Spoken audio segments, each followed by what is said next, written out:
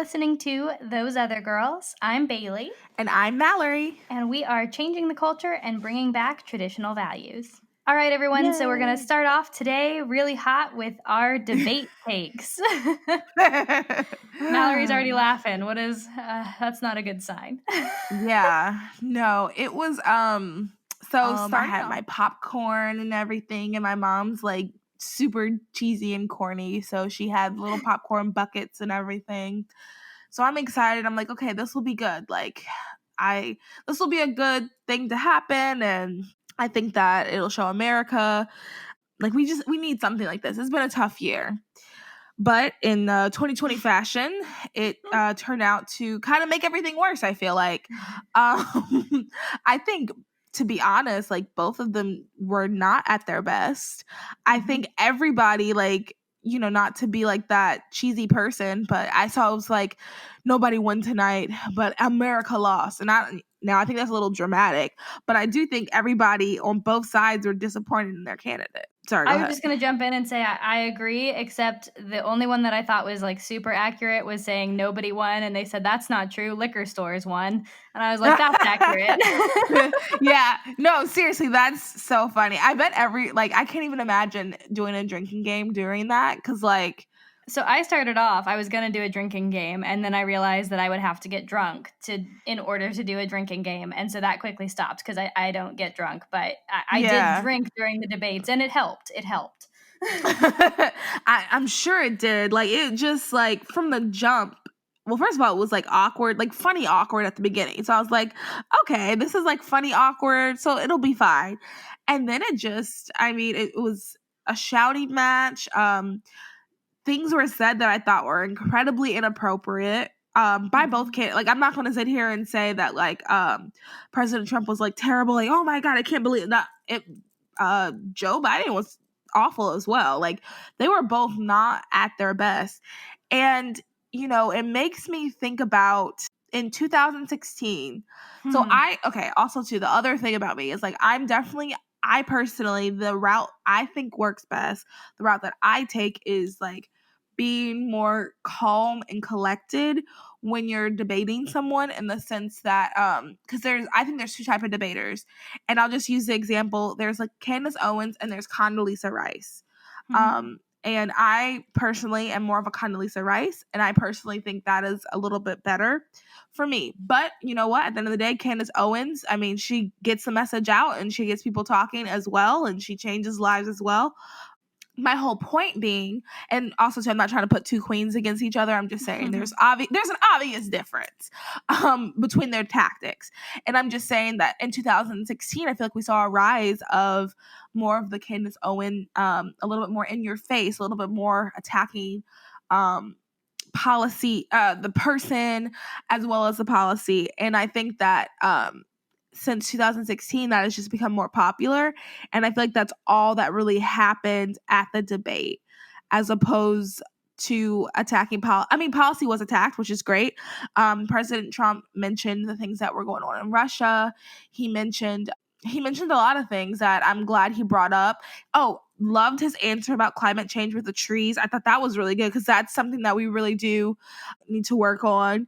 But there were also some attacks that I thought just were not appropriate at the end of the day. Like, I know there's some people who think like this is a controversial statement, I'm going to say, but I'm going to stick by it because I believe that what's right is right. I don't think that he should have made the comment about his son being a drug addict. I don't think that was appropriate. I understand the purpose behind it. I think maybe he could have been a little bit more tactful about it. But once again, I wouldn't say that President Trump is the king of tact. No.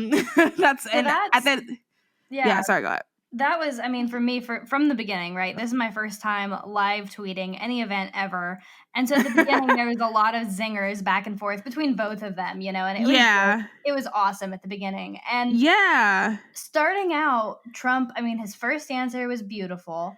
And then the way that he started interrupting, I thought he was just trying to get Joe Biden shaken, like ruffle his feathers and stuff, and then let him talk himself into like down a rabbit hole, which happened a couple times. But Trump kept interrupting what would have turned down to like spiraling rabbit holes. And so he kept going with that strategy. And I was okay with it for like the first segment. But after the first segment, I was like, stop interrupting. Just let Joe Biden talk, because every time he talks, he digs himself his own grave. Right, and he You don't have lies. to do He that straight for up him. lied.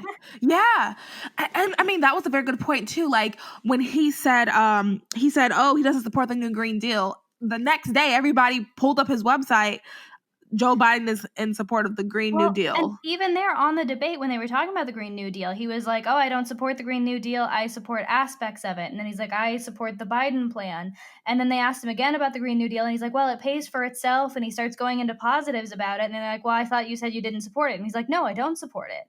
And so it's like, "Well, then why are you praising it?" You know? And so I feel like they Yeah. did kind of back him into a corner on that one. But then you had Chris Wallace, who every time Joe Biden started to go down a rabbit hole would interrupt. And somebody did a statistic count. Chris Wallace interrupted more than either Trump or Biden did. He Oh, interrupted. really? Yes, he interrupted so much during times that was supposed to be the candidates' free talk.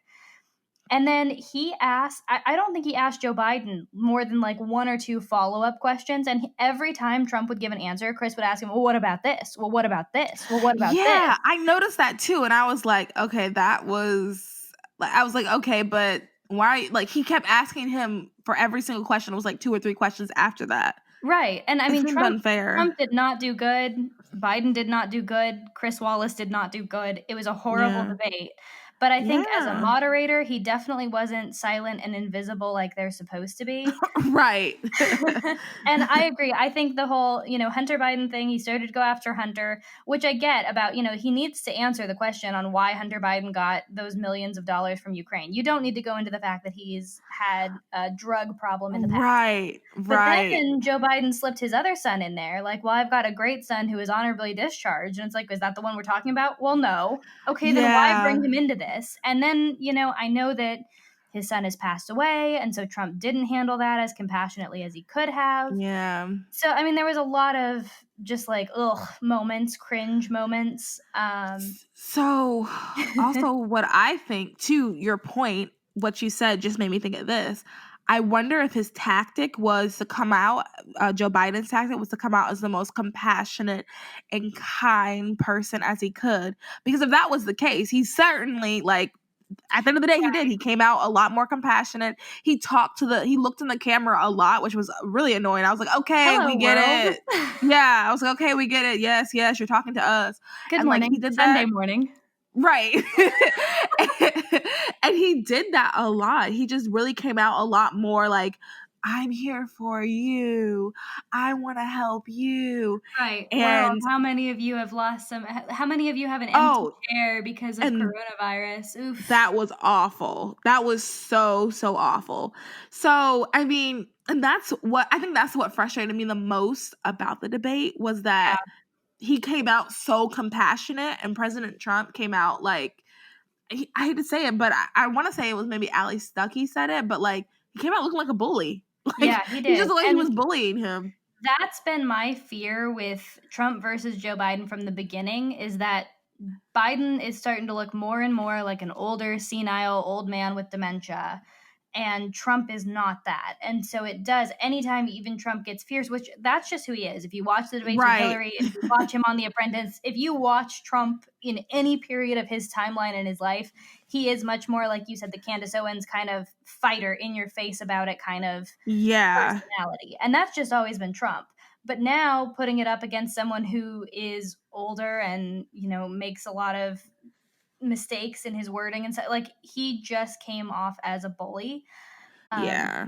But one thing I did want to clarify really quick when talking about how awful that comment was about how many of you have an empty chair at the table because of coronavirus.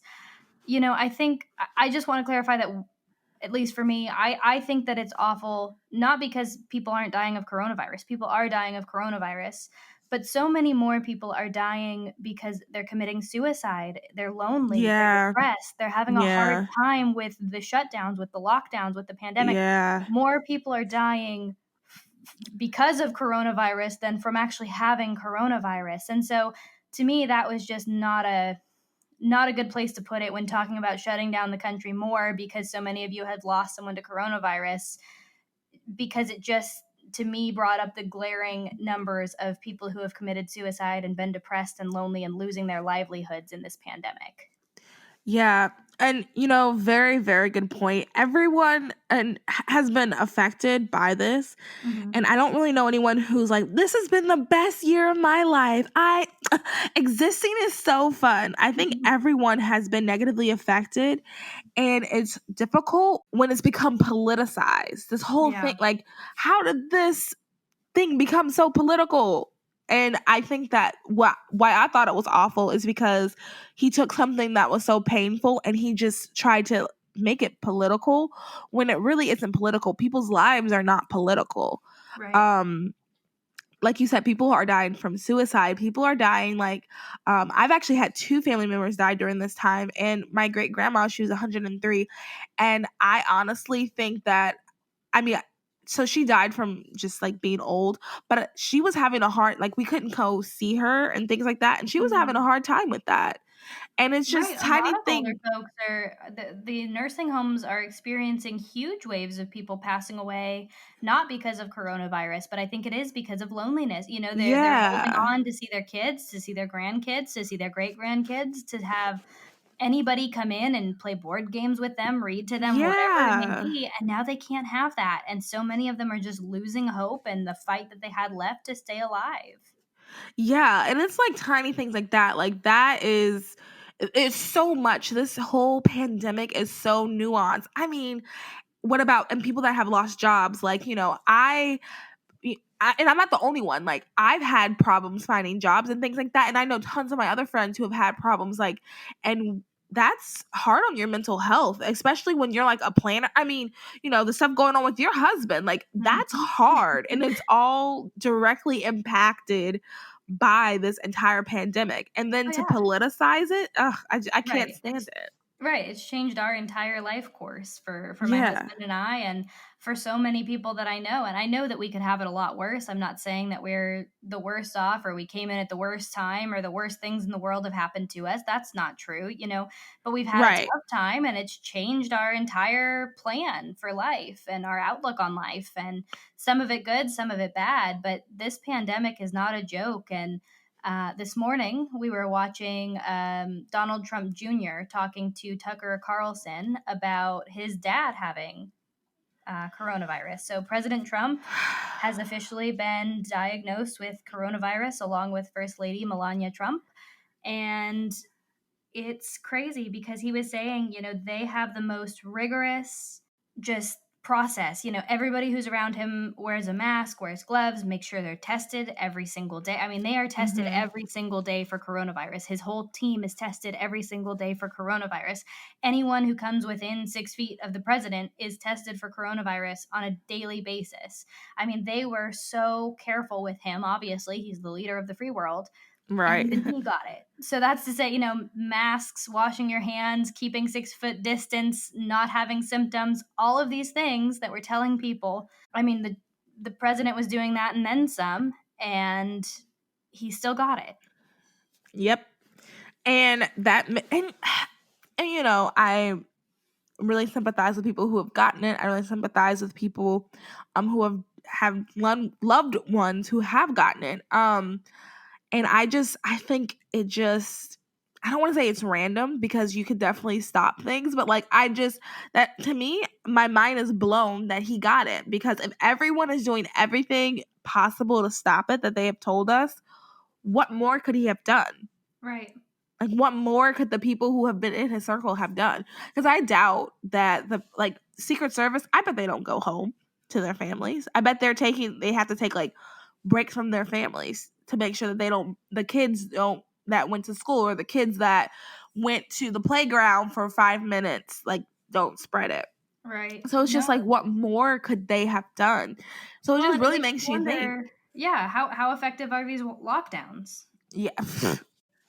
He is a very protected, very guarded man with the best healthcare professionals available and still got it. And so to Yeah. shut down people's livelihoods, to increase suicide rates, to shut down everybody's business and close their jobs and make sure they're unemployed and don't have money, and you can still get it. you can still get it even if the country is shut down. I mean, if you look at Sweden, they didn't shut down at all. The only thing that they could have really done better was closing down their nursing homes, and I think they would have handled it almost perfectly. And I think what we've done has just been a mess. Yeah, no, I agree. And I think, once again, like if you are at risk, 100% do whatever needs to be done. But most of us aren't even at risk, and people that get it recover. Yeah, it's some people do not recover and some people like really suffer, but it's a 99 point something percent recovery rate. Most people are going to be okay. Right. I was going to say, and also a lot of members of his team, or not necessarily of his team, but a lot of other people, Republicans, have gotten it. Tom Tillis, who is running for senator in North Carolina, vote Tom Tillis. He's gotten it as well, and I just think that's very interesting that him and Kellyanne Conway, she got it. I just think it's very interesting, and it seems like nobody really has any symptoms as well. So I find that interesting. I'm not trying to, y'all know if you listen that I love a good conspiracy theory, but I think that's interesting. I think it's suspicious. I'm not going to So lie. Mallory is low-key starting the conspiracy, so that's cool. Attributed to Mallory Finch. Those other girls. Follow us on Instagram. But no, seriously, I think that's interesting. That people who got it and people who don't. Like, how could President Trump and Joe Biden have been in the same room together for that amount of time and not have gotten it? I mean, Joe Biden has not tested positive. That's just very They say that they were weird. more than 6 feet apart, so it was effective. But, and I don't know. I don't know. I'm not a doctor. I think, like you said, if you are high risk, I think there's a difference between allowing people to choose to stay home and not go to work and not have punishment for that versus forcing people not to go to work. There's a difference in choice. If you are high risk, if you don't want to go out of your house, if you want to stay in lockdown, I think that you should be able to. It's just everybody else, those of us who aren't at risk, who aren't at high risk, who aren't one of the people with pre-existing conditions, to be able to go out into the world is kind of our choice. That's our freedom. And I know people disagree with that, but yeah, it is interesting to see all these Republicans coming down with the coronavirus. Trump is now at the hospital getting treatment. He'll probably be there for 14 or so days in the quarantine period. Yeah. And hopefully be back up and running, take some hydroxychloroquine and get back up and running in no time. Yeah, we really need him to, because we are a month away. We're recording this on October 3rd, and we're a month away from the election. And we really need everybody at their best health, and we need everybody to be on their P's and Q's as best as possible. Also, too, we have Amy Coney Barrett. We need to get her confirmed ASAP. So yeah, we need everybody at their best health. So on that note, I know that Mallory's doing a lot of work. She actually is out in DC for the next month up until the election here. And Mallory, you've had quite a trip out there so far from what I've seen from all the pictures and videos. But I think the one that's most mentioned that we wanted to talk to you about, was you watched someone get punched right in front of you. Is that right? Yes. So, okay. The day before, Students for Life, amazing organization, you should really get involved. They had a rally the day before to celebrate that Amy Coney Barrett, I want to say it so quickly, I'm just going to call her ACB, just so everybody knows, that she got the nomination to be Supreme Court Justice. So, we were all excited. It was beautiful. Like, we sang praise and worship music. We prayed. I had the honor of saying a prayer. And it was crazy because that day in DC, there were like 3 other Christian events. And remember, like, we didn't know RGB was going to die. So it was all these Christians there, and it was just, I don't know, it was just like really beautiful to see everybody like cheering and happy and excited. And then the next day is the day we went to the counter protest. So the other side, people who are pro-abortion and people who are, you know, anti-constitution, they had an anti-protest. So we went there, and it was my first time ever going to anything like that. Like, I've been to like all of the like positive, happy, uplifting stuff. So I didn't really know what to expect. But sure. Yeah. So anyway, so we're there and we have our, you know, signs and everything, and like we're chanting and people are like really paying attention, which, you know, which is good. Like, that's what we want. We want people to hear, we want to make a presence. That's the purpose of it. So Real anyway, quick, so what were you chanting, just so that everybody knows that it wasn't like a crazy Good point. We were saying we are the pro-life generation, stuff like that. And like believe pro-life women. What else did we say? We said we are the pro-life, we said that a lot. We are the pro-life generation, believe pro-life women, confirm Amy Barrett, things like that. Like, we were just like saying, we were screaming that while they were doing their whole like, yeah, and we hate America. And I mean, I'm being dramatic, they didn't straight up say we hate America, but like one of the ladies said something like, we're trying to take down these systems that are against us, and all these different really outlandish over exaggerations of things. And we were like countering that. And what was also pretty cool too was like we would like people would pass us, and sometimes they'd give us like a thumbs up. Like, people just in their cars driving by would give us like a thumbs up. And then like we had this girl who came and like started like dancing like inappropriately. If you go on my Facebook, you can, or if you go on Students for Life Action's Facebook, you can see it too. She was like dancing inappropriately, and then her friends were like hyping her up. And my first thought was like, oh my gosh, this is like a scene from Twitter. Like, you see stuff like this on Twitter, I feel like you don't like, in my head there's like Twitter world, and then there's like real life. So it was just weird to have them come together. But anyway, so I'm standing next to this girl, and she has a sign that says something about feminist. Like, I think it was like, I can't believe feminists are protesting a woman or something like that. And this lady comes up to her. She's like super angry, and it's like, I just want to have it starts off, she's like, I just want to have a conversation with you. And she's like saying stuff to my friend and everything. So she's like saying stuff to my friend and everything. And then my friend mouth closed up, not saying anything. And then all of a sudden the girl like punches her and pulls down her mask. And I was like, wait, what just happened? And it was like I've never seen anything like it. So she did that, and then she like ran away. So then it was just like shocking. And my friend obviously was like shocked and everything. And I was shocked because I was like, I just, wait, what? Like, that was my first, I guess. Get punched while you were out there. Yeah, that was just that never crossed my mind. So, you know, we found a police officer, and she told the police officer what happened and everything. And there, I think they found the girl, because at first she like ran away, and it was so crazy because a lot of people, like, I don't think they got like the actual punch on camera, but I think they got like the girl walking away on camera. I'm not 100% sure, but so yeah, so like it was just like, wow, this is serious. Like, this is, people are, and you know, realistically, I should have kind of sort of expected that, in the sense of like the times that we are in. This isn't you know, this isn't our grandparents' age, where like, even if you disagreed, you were still very civil to your neighbor. Like, even if your neighbor was a Satanist, well, maybe not a Satanist, but if your neighbor was an atheist, they still respected you. They might even come with you to church. And now it's not like that at all. So realistically, I should have expected that, but it was crazy. But honestly too, like, it really lit a fire under me, I feel like, because that's one thing I don't understand. Because one of my posts on Instagram, Bailey, you saw, has been getting a lot of like randos commenting. Oh my gosh, so many random weird comments. Yeah. And crazy people. Yeah. And like, in my head, I'm like, I don't think you guys know what you're honestly making me want to fight even harder.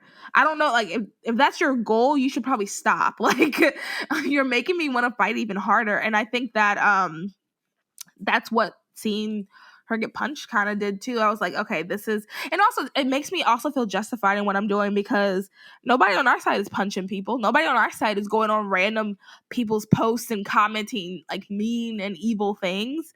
So I mean, it's like, who's in the right? But here's the other thing too. Just a side note on that. If you believe that morality is subjective, they wouldn't know that they're in the wrong. They would just think that they're right, no matter what they do, because their morality is off. So that's just a side note I just thought of. But yeah, so that's what happened. So I'm back in DC now for a month with the same organization. And we're doing some really cool things that I can't really share yet. But if you follow my Instagram, and if you follow our Instagram, because I'll try to post on both at all times, you'll be able to see. And also too, like, if you, just a side note as well, if you want to get involved, please reach out, because we have a few, the organization I'm with has a few opportunities if you can help in the pro-life movement as well. So yeah, that's DC. Yeah. Well, I mean, I've really enjoyed watching your journey out there. It's been pretty crazy. I've missed having you here in Charlotte. We haven't recorded in person in a long time, so I know. And I still have your birthday present. I thought about that when I left. I was like, I need to get her birthday present somehow. All good, girl. It'll be here when you get back. I'm not worried. You're doing some great work out there. And I actually got another treat last night. So something I never thought that I would see again, or at least that's what my husband said last night. I thought he was being dramatic. He always tells me I'm dramatic. And then yesterday he's posting on his Instagram something I never thought I'd see again. We went to the movie theater. Men are so dramatic. But yes. Okay, so what movie did you see? We went to the movie theater, sat down, we got popcorn, drinks, the whole 9 yards. Everything was open again. It was wonderful. And we saw Christopher Nolan's Tenet. Okay, and can you tell us, actually first tell us your initial thought. Like, when you walked out of the movie, since it's the Christopher Nolan movie, what was your first thought? What the heck did I just watch? Okay. So, and that was honestly my reaction through probably the first, I don't know, hour and a half. Was just what's happening? And my husband and I have spent hours at this point after seeing it. We saw it yesterday, last night at 5 p.m. It's now 1:48 on Saturday. We've had probably 2 or 3 hours worth of discussion. And I still don't know exactly what happened or why. It was definitely a Christopher Nolan film. I mean, it's a thinker. My problem is, and I'm fine with that. I'm fine with movies that you really have to think on, and he gets very involved in the quantum physics and time travel and all of that, which is cool. My problem is that you have no real emotional connection to the people in the movie. It's just kind of like, oh yeah, here's some people and they're doing this stuff, but we're not really going to tell you who they are. They're not going to have a background. They're not going to have an emotional life story. There's just nothing realistic to me. It's just kind of like, okay, so these are people and they're trying not to die. That's cool, but I'm not like emotionally invested in their lives. And so if they did die, I'd kind of be like, wow, I can't believe they killed off the main character of that movie. That's weird. But I wouldn't feel, I wouldn't, like, it's just not emotional. You're not connected to them. So I don't know. That's kind of my critique of his movies. And like, I don't know, Interstellar was different because, like, you had the background, you had the kid. Wait, I've never seen Interstellar. I've never seen, so careful. Well, I won't give too many spoilers. And okay. It's been out for forever, so see it. I know, I need to see it. But I'm just saying, he has emotional connections. He has ties back home. He has a whole reason that he's doing this. And so it makes a lot more sense. And I was like, oh my gosh, this can't happen. No, don't let that happen. Like, you're much more invested. And this one, it was just kind of like, oh, okay, so you're a guy. That's cool. Okay, so you're a girl. That's cool. Like, there's just not any meat to it. So I don't know. It wasn't my favorite movie I've ever seen. You definitely have to think on it. It's definitely Christopher Nolan. So if you're into that, great. You'll probably love it. If you're an emotional, romantic moviegoer like myself, you'll probably spend 2 hours staring at a screen going, what the heck? But I will say, my husband is very smart, very into Christopher Nolan movies, loves the actual thinking through movies, like thought-provoking movies, and even he is still trying to figure out exactly what happened. Oh, and the other critique, sorry. This is a long tell tangent. us. The other critique that I had on it was that movies, and this has been a complaint for a long time, but this was probably the worst movie that I've seen in terms of sound mixing. So the dialogue was so quiet that Ryan and I both were like, we need subtitles. I can't understand what's happening. I mean, a couple characters had accents and that made it hard, but even the people who spoke perfect English, I could barely hear what they were saying, especially in important scenes. And then the action scenes, and I'm not just talking, I mean, the bullets were like ear breaking. Like, I literally felt like my ears were breaking down. Bombs and explosions. I get all that. Okay, cool. Make them loud. But even when the guys would get like punched in the nose or like hit in the stomach, the sound was so loud that it was just like deafening. But then you couldn't hear them talk. And it was like, if you were witnessing a fight, like I'm sure that girl getting punched in front of you, like, it doesn't make a sound like, you know, like the whole world doesn't explode when someone gets punched. Like, it was so weird that they had the sound so turned up for the action scenes, and then you could barely understand a word that the characters were saying. So Ryan has said he wants to see it again with subtitles so that he can actually try and follow the storyline, because I think you missed like 80% of the dialogue. So, just started this. I honestly don't understand what the movie's about, so I could be wrong. But what if that's part of the movie? What if the movie was trying to make you think about those things differently than you normally would? No. Okay. I was just possibly throwing it out there. Yeah, no, it's not, just bad sound. Yeah, it's just bad sound mixing. And I've seen it because, okay, so we thought maybe the movie just had like the sound cranked and the action scenes were just like hurting our ears. But then there were lots of quiet parts where it was just people talking, and they weren't like whisper. I mean, they were just talking like you and me talking now, but it was like talking like this. And so you're like, okay, I think that I'm catching everything that's being said. I'm not quite sure, but I think I'm getting it. And then the action scenes were like this, where everything was really loud and exploding and crazy. And it was just like, what? Why? Why are you doing this to me? That's very interesting. I don't like really loud movies, and I also don't like when movies are super dark. And I don't mean like dark content. I mean like I can't see what's going on. Sure. Like, yeah, I don't when like scene. Like one scene is my max. Like, if you have to be like down in a sewer or something and it's got to be dark, whatever. But if it's the whole movie and I can barely see what's happening, you've lost me. Yeah, that's my biggest problem with like DC movies in general, is that they're dark. Like, and I saw a post, someone said that, and I was like, that's it. That's the biggest difference. Like, somehow they make and I mean, I don't know how to, you're right. If you're in a sewer, realistically, there's no light bulbs in sewers, but there has to be something else to do, because if I can't see it, I'm not invested. And Christopher Nolan, I like his movies a lot. Well, I say that Batman: The Dark Knight is my favorite movie. I go between Batman: The Dark Knight and Princess Diaries as my favorite movies ever, but Batman: The Dark Knight is in the top 5. Oh man. I know, weird, right? I've never seen Dark Knight, and I've tried, I've attempted. Oh man, I'm gonna get lynched for saying this, but yeah, everybody, let's make fun of her. Go ahead. I've attempted to watch Princess Bride at least 10 times in my life, and there has never been a time that I've attempted to watch Princess Bride and not fallen asleep.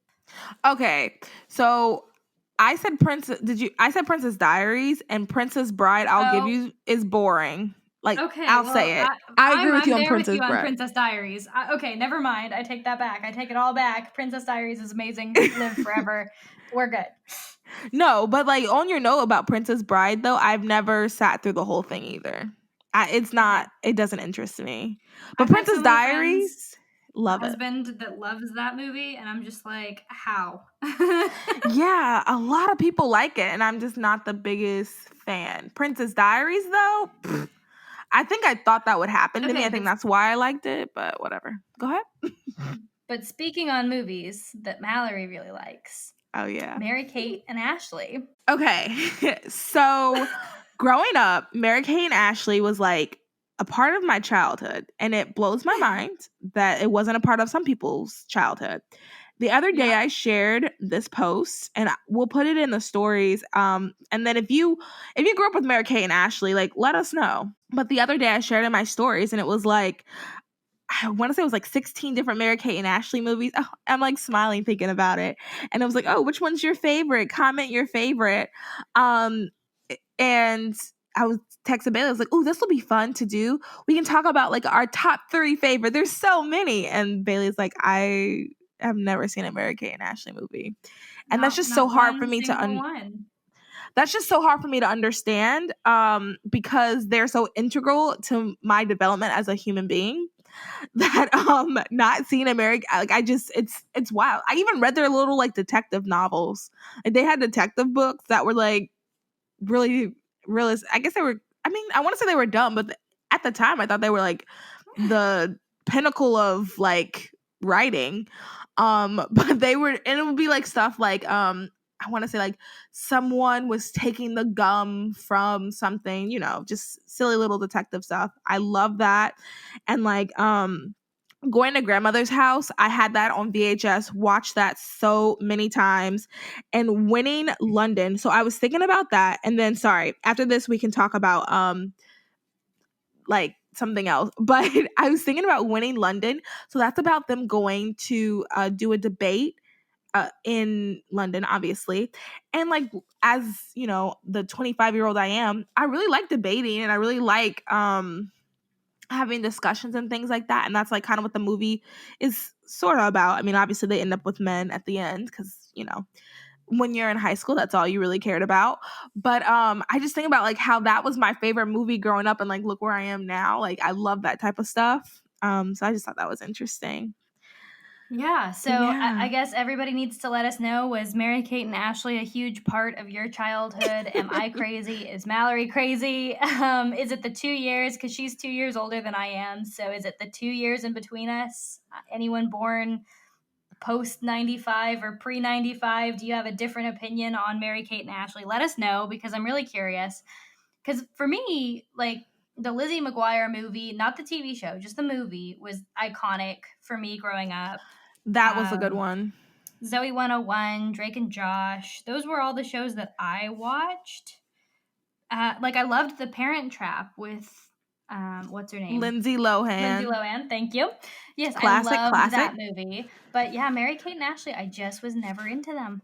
I wonder, I mean, looking back, I guess it really could be the 2-year difference because they were coming, like, I'm 94 and they were finishing up, I feel like, by the time I was alive, because New York Minute, that I think that was their last like major big movie, and that came out when I was in middle school maybe, and that was kind of like saucy anyway, because at one point I think one of them is like in a like they never show anything, but like she's in a towel. And like, okay, wait, since we're talking about it, there's like this scene that's so funny to me.